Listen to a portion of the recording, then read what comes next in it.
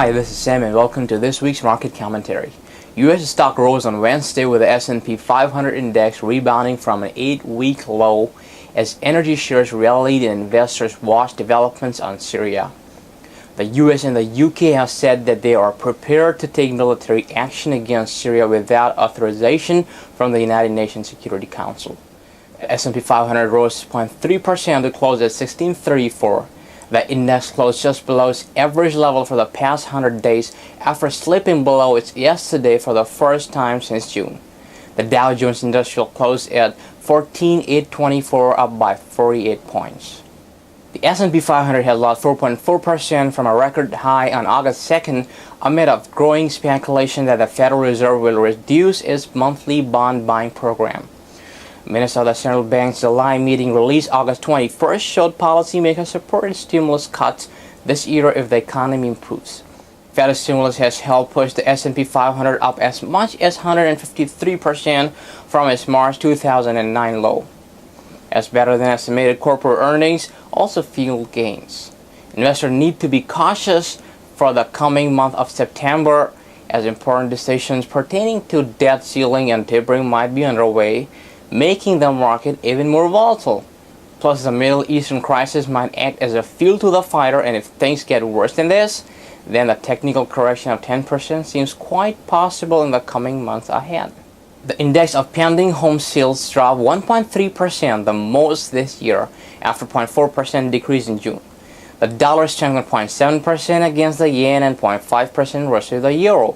The U.S. 5-year note yield climbed from the lowest level in more than a week, increasing 7.5 basis points to 1.59%. The yen touched 96.82 against the dollar today as demand for safe haven assets rose before trimming its advances to 97.32.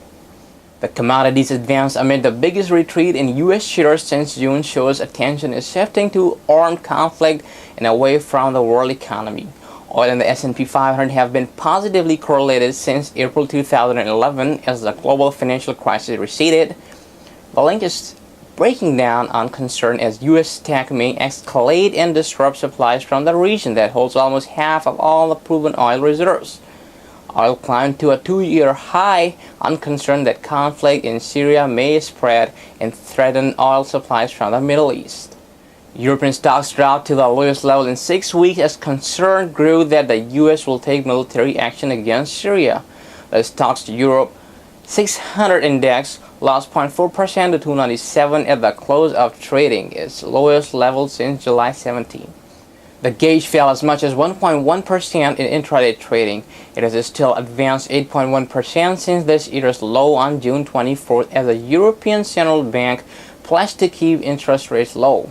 In the UK, Bank of England Governor Mark Carney assured investors that the central bank is prepared to boost the stimulus if the UK's economy recovery is hampered by investors' expectation of high interest rates. Japanese shares declined with the Topix index closing at its lowest in 2 months, as the yen held gains against the dollar and heightened concern that the U.S. might take military action against Syria. The Topix lost 1.8% to 1,144. The Nikkei 225 index sank 1.5% to 13,338. There are some concerns that the demand for Japanese shares will deteriorate as a large proportion of investors here are foreign and they're reducing risks. Singapore shares closed 0.98% lower on Wednesday, knocked down by jitters over a possible U.S.-led military strike against the Syrian government. Singapore's benchmark STI index fell 29 points to 3,004. Decliners outnumber advancers 373 to 114, while 509 stocks did not move. The existing volatility over the market might help to further create a whipsaw effect. Technical indicators suggest that the next support lies somewhere at the 2,900 level. The next hard-to-crack resistance lies at the level of 3,130, and investors can expect the index to go sideways as well under this volatile time. Currently, almost all these market indices are available under our CFD indices list, plus many more benchmarks based on different strategies are available via ETFs for you to trade both long and short with Phillip. This is all for today, and hope to see you soon with another round of market commentary. Till then, thanks for watching.